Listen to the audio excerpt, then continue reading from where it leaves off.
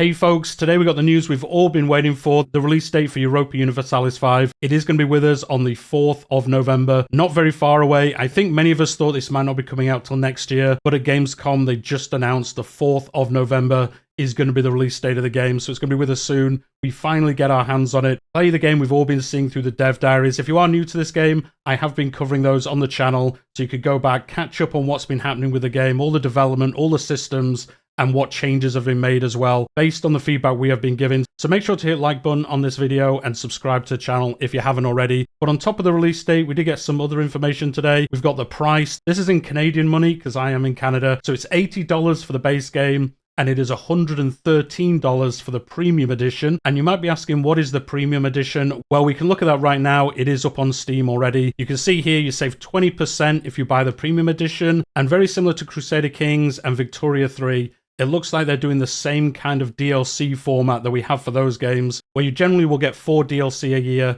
and they are based around different areas of the game. Some of them are game-wide changes, some of them are more focused in certain areas. And you can see at the moment the timeline of this. Now, I won't go through each one here, like what they do, because there's another screenshot later on showing us what they're talking about. But as you can see, on release date, you can get this Sacred Sites instant unlock. This is just some buildings. The next one is Fade of the Phoenix. That comes out in Q2. And this is what they're calling an immersion pack. Again, we're going to get some information in a second about that. The next DLC is going to be called Across the Pillars. That is in Q3, and that is a Chronicle pack. And then the last one is the Auld Alliance. This is in Q4, and this is also a Chronicle pack. And as you can see already from here, it looks like the Chronicle packs are based on a certain area, a certain set of countries, something like that. It looks like the Immersion pack is probably more game-wide or something along those lines. But we don't really need to guess about these, because they are going to show us now what they all do. So the first one was that Sacred Sites.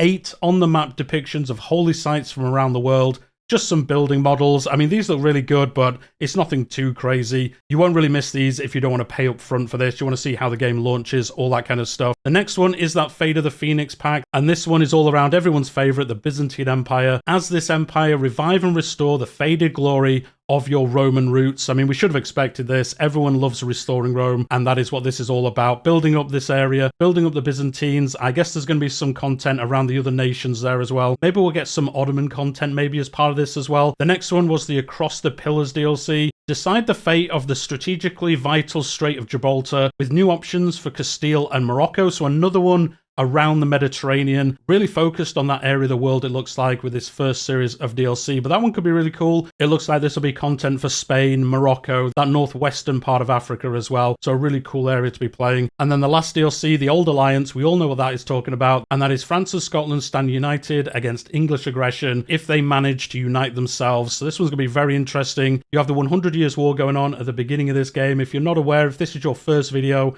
EU5 is set roughly 100 years before EU4 was, so you have the Black Death, you're going to have the 100 Years' War, you're going to have a bunch of other mechanics and gameplay around that era as well. You're really building yourself up from the late feudal into being a real country, as it were. And this last DLC is all about, you know, the French and Scottish getting together and saying, hey, England, we're going to take you down a peg or two, and have some content around that as well. So that one's going to be really cool to see. Obviously, as an Englishman myself, I'm going to be standing up against the French and Scottish, but, you know, it is going to be fun playing as Scotland. If you are interested, I got to play this game when it was first announced. There's a video on the channel. I'll put a link to it in the description down below, and I actually played through a Scotland in that mini campaign, and you can see about the game. I talk about how it was playing, how it works, and like the content you can see in the game at that time. That was back in March, and we've had a bunch of dev diaries since then. But again, guys, that is the content that we're going to get this year. That is the release date of the game. Let me know what you think about it. Are you going to be picking it up in November? Are you going to be waiting, you know, seeing how the game launches? Paradox, sometimes they don't launch in the best of states, but we'll see what this launches at in November, and whether you're going to pick up this premium edition. I usually do for Crusader Kings 3, because I play all of it for the channel, and I know I'm ultimately going to buy all the DLC, so why not save some money? I'm sure you'll be able to buy this like after release date. I don't think they actually say if that is possible. So of course you could wait, see how the game launches, and then see if you want to pick up the premium edition. It does also say if you pre-purchase, you get the soundtrack for free.